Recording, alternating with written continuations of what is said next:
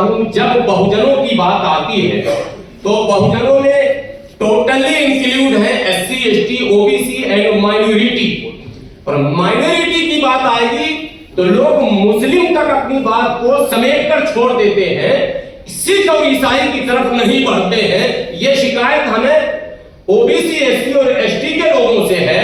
और मुसलमानों से ये शिकायत हमेशा रहती है कि जब 84 में सड़क पर खुलेआम सिखों का कत्लेआम हो रहा था तो मुसलमानों को कम से कम माइनॉरिटी के नाम पर भी घर से बाहर निकलकर उनको बचाने का काम और उसके खिलाफ लड़ने का काम, जो लोग इस तरह का जुल्म कर रहे थे उसके खिलाफ लड़ने का काम। और ईसाइयों पर जब जुल्म होता है तब भी मुसलमान और मुस्लिम लीडरशिप खामोश रहता है।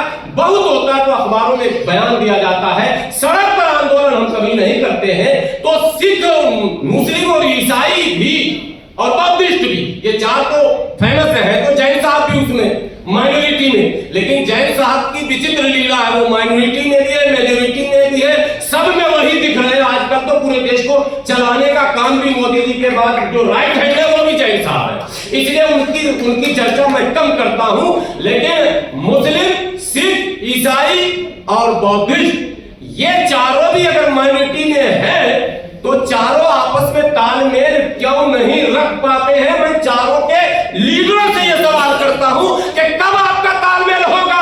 जब एक एक करके सबको मिटा दिया जाएगा तब आप जागेंगे। आज देश में लगातार, अभी छत्तीसगढ़ की बात कर रहे थे, छत्तीसगढ़ में 4 घटनाएं एक साथ में ऐसी घटी है जिसको बहुत ज्यादा शोहरत मिली मगर कोई लीडर बोला नहीं।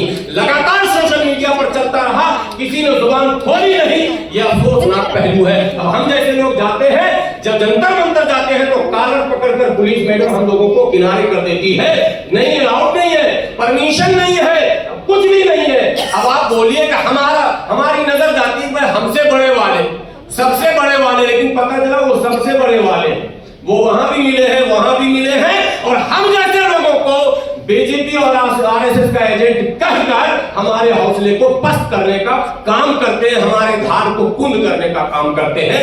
ये एक बात है। आज चूंकि जो मेन है मामला वो इंडिया की प्रमुख समस्या, भारत की जो प्रमुख समस्या है ठेकेदारी, लगातार इंजीनियर DC कपिल साहब के नेतृत्व में के कांधे से कांधा मिलाकर ठेकेदारी प्रथा के खिलाफ जो भी संघर्ष दिल्ली की धरती पर हुआ है, मैं उसमें पूरी तरह से मैं ऊर्जा और अपने समर्थकों के साथ निरंतर लगा रहा हूं। और आज तमाम बड़ों के बीच हमारे कई साथी ऐसे हैं जो साथ में रहे, जिनके लिए लड़ा गया और जो दूसरों के लिए लड़ते हैं वो भी उपस्थित हैं। स्वास्थ्य विभाग के साथी है, बिजली विभाग के साथी है, जिनका उत्पीड़न हो रहा, जिनका शोषण ठेकेदारी के नाम पर हो रहा, वो भी आज आए हैं। मैं उन्हें भी बधाई देता हूं कि ये मुद्दा अब इन महान शख्सियतों के जुबानों से जब निकलेगा और तब सरकार के कान खड़े हो न हो, विपक्ष का कान खड़ा हो जाए। क्योंकि बेईमान सरकार नहीं है मेरी नजर में, बेईमान विपक्ष है जो सही इश्यू को फ्रेम में नहीं ला पाया। सरकारें तो बेलगाम होती ही है, सरकार के अंदर तो फिरौनियत आ ही जाती है। सरकार तो ये सोचती है कि मैं मालिक हूं, खुदा हूं धरती का, लेकिन विपक्ष का रोल यह होता है कि वो सरकार की एक एक गलतियों की निशानदेही कर उसे घेरने का काम करे। लेकिन अफसोस है जिस सरकार पर सांप्रदायिकता का आरोप हम लगाते हैं, विपक्ष उसी के पिच पर जाकर खेलती है, इसीलिए फेल होती है। इसलिए मैं लोगों से कहना चाहता हूं, हिंदू, मुसलमान, सिख, ईसाई, जैन, पारसी का नाम मैं लेना इसलिए अक्सर नहीं चाहता कि यही तो असल मुद्दा है। मैंने एक मंच पर कहा था कि आपने लिखा SC, ST, OBC and minority, मैंने ऑब्जेक्शन किया, ये एंड माइनॉरिटी जो है यही हमारा दुश्मन है।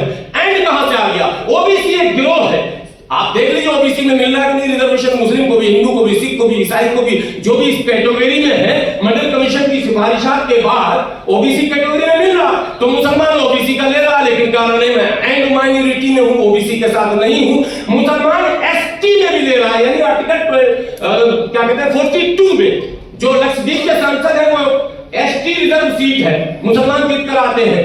ST कई प्रदेशों में मुसलमान है ऑलरेडी, तो ST में भी आप ले रहे, मगर ST बन नहीं रहे।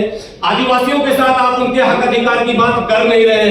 सिर्फ SC जो है आर्टिकल 341 उसमें मुस्लिम नहीं है, वो भी था जो 10 अगस्त 1950 को एक PO के जरिए उनको रोक दिया गया। लेकिन बाय नेचर, बाय बर्थ वो एससी है, एक नाम है, एक पेशा है उनका, आज भी देश में कोने कोने में पाए जाते हैं। तो मैं तो कहता हूं ओबीसी, एससी एंड एसटी तक अगर रोक दिया जाए और इसका समूह तैयार हो जिसमें सभी धर्म सभी वर्ग के लोग अगर हो, तो ये माइनॉरिटी मेजॉरिटी का जो कार्ड पॉलिटिकल लोग खेल रहे हैं वो खेल बंद हो जाए और बहस में आ जाए ओबीसी, बहस में आ जाए एससी, बहस में आ जाए एसटी, तो जाकर मजा आएगा। इस ठेकेदारी प्रथा के नाम पर सबसे ज्यादा शोषण किसी का अगर हो रहा है इस देश में तो इन्हीं वर्गों का हो रहा है, क्योंकि ठेकेदारी प्रथा के शिकार यही हो रहे हैं जो हम लोगों ने नजर से देखा भी है। इसलिए इन वर्गों को भी चाहिए कि इस आंदोलन में बढ़ चढ़कर हिस्सा लें। और आज बधाई देता हूं मैं फ्री वायलेंस इंडिया के संस्थापक अध्यक्ष को कि आपने कम से कम ठेकेदारी प्रथा को मुद्दा बनाकर इसको सेंटर पर लाकर एक अच्छा संदेश दिया है। और जो लोग इसके शिकार हैं वो भी आपके आभारी हैं कि आज वो तमाम हस्तियां आज इस मुद्दे पर अपनी बात रखेंगी, हम लोग उसको सुनेंगे। शायद ये बातें दूसरे पॉलिटिकल पार्टियों तक पहुंचे कि इस वक्त तमाम मुद्दों में एक अहम मुद्दा यह है कि देश राष्ट्रवाद की बात करने वाले राष्ट्रीयकरण की बात नहीं करते, बात राष्ट्रवाद की करते हैं और निजी हाथों में सब कुछ बेचते चले जा रहे हैं। इसका भी विरोध होना चाहिए। बहुत बहुत शुक्रिया। खुदा हाफिज। जय हिंद। नमो शिवाय।